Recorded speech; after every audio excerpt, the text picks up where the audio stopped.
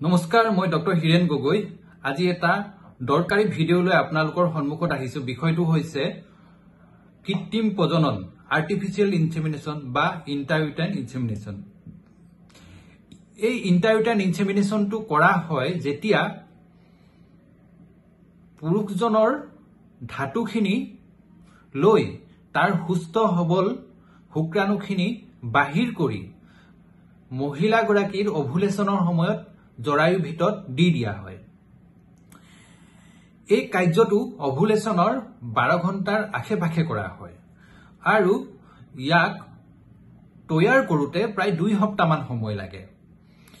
এইখিনি কৰা হয় যদিহে পুৰুষজনৰ ধাতুৰ দুৰ্বলতা থাকে, শুক্ৰাণুৰ যদি চলমান শক্তি কম থাকে বা পুৰুষজনৰ যদি লেক অফ ইজাকুলেশন থাকে বা লস অফ লিবিডো থাকে বা তেওঁৰ যদি আসক্তিটো কম থাকে তেনেহলে বা মহিলাগৰাকীৰ পলিসিস্টিক ওভাৰি থাকে বা তেওঁৰ যদি এন্ডোমেট্ৰিয়াছিছ থাকে তেনেকুৱা ক্ষেত্ৰতো আইইউআই বা কৃত্ৰিম প্ৰজনন কৰিব পাৰি।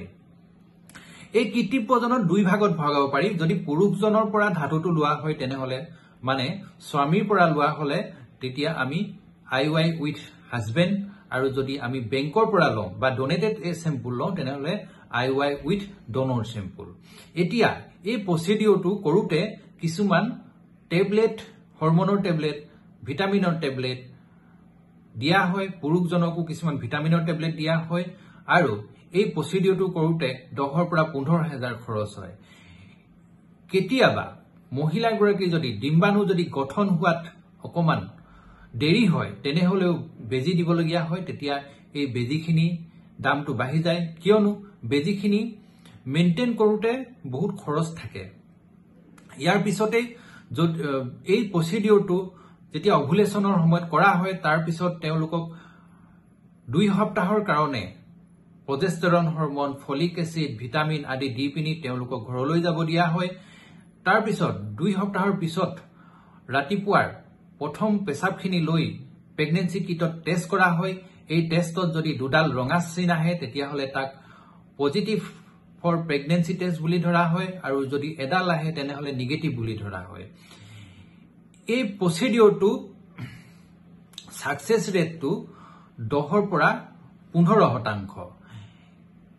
ইয়াৰ সাকসেস ৰেট কম হোৱাৰ কাৰণ হল যদিহে ডিম্বাণু দুৰ্বল থাকে বা শুক্ৰাণু যদি দুৰ্বল থাকে তাৰ পৰা হোৱা ভ্ৰূণটো দুৰ্বল হ'ব আৰু যদিহে এন্ডোমেট্ৰিয়াম যদি দুৰ্বল থাকে তেনেহলে ভ্ৰূণটো ধৰি ৰাখিব নোৱাৰিব আৰু এই সংৰোপণ হোৱাত বাধা আহিব বা জৰায়ুৱে ধৰি ৰাখিব নোৱাৰিব।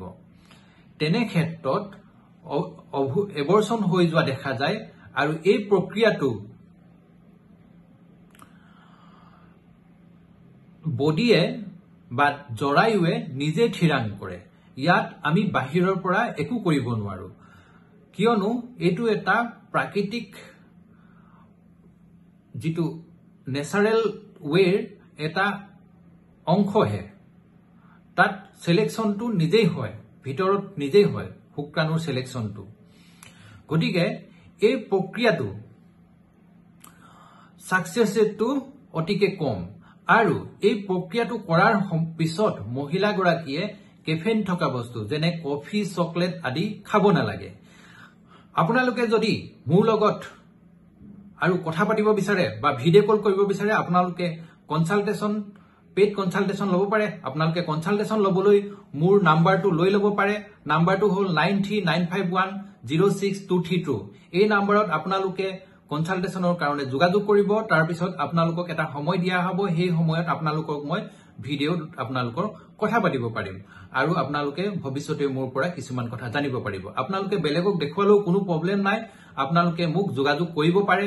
আপোনালোকক সহায় কৰিব পালে মই নথৈ আনন্দিত হ'ম। ধন্যবাদ, আকৌ লগ পাম।